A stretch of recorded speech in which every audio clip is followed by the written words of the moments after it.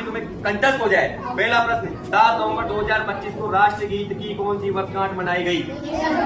150वीं। इसीलिए क्योंकि 7 नवंबर 1875 को पहली बार ये जो वंदे मातरम है, ये उस समय की जो पत्रिका चला करती थी साप्ताहिक, कौन सी? बंग दर्शन, उस पत्रिका में इसका प्रकाशन हुआ था। बंग दर्शन पत्रिका चलाने वाले कौन थे?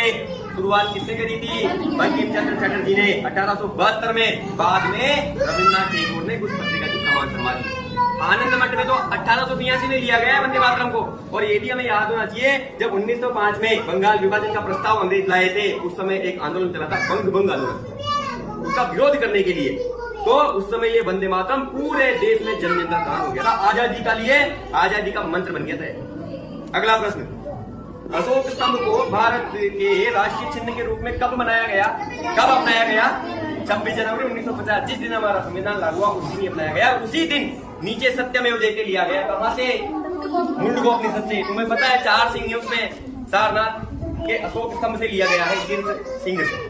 4 सिंह, चारों दिशाओं में चेहरा, और नीचे धर्म चक्र, 24 तिल्लियां, 24 घंटे काम करने की प्रेरणा के साथ। एक तरफ घोड़े का स्फूर्ति, एक तरफ बेल, मेहनत। ये राष्ट्रीय चिन्ह हमारा है। आया समझ में? इसको क्यों अपनाया गया ये भी मैंने तुम्हें पहले बताया था। अगला प्रश्न है, देश का सर्वोच्च पद कौन सा है? राष्ट्रपति। देखो 395 में से अनुच्छेद 52, अनुच्छेद 395 है ना मूल संविधान में, तो 52वां अनुच्छेद कहता है कि भारत का प्रमुख राष्ट्रपति होगा, भारत में एक राष्ट्रपति पद होगा। जो देश का क्या होगा? सर्वोच्च पद, वो भारत का प्रथम नागरिक होगा और संविधान की रक्षा करेगा।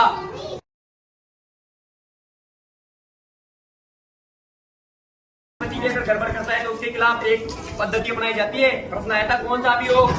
महाभियोग, वो चलाया जाता है तो वो भी पद छेड़ जाता है, पर आज दिन तक ऐसा हुआ नहीं। और संविधान मूल में है, पर पद की बात आती है तो प्रथम पद, सबसे महत्वपूर्ण पद, सर्वप्रथम इसको मतलब सर्वोच्च पद होता है देश का राष्ट्रपति। ध्यान रखना। राष्ट्रगीत सर्वप्रथम किस पत्रिका में प्रकाशित हुआ? अभी पूरी डिटेल बता दी। बंग दर्शन पत्रिका।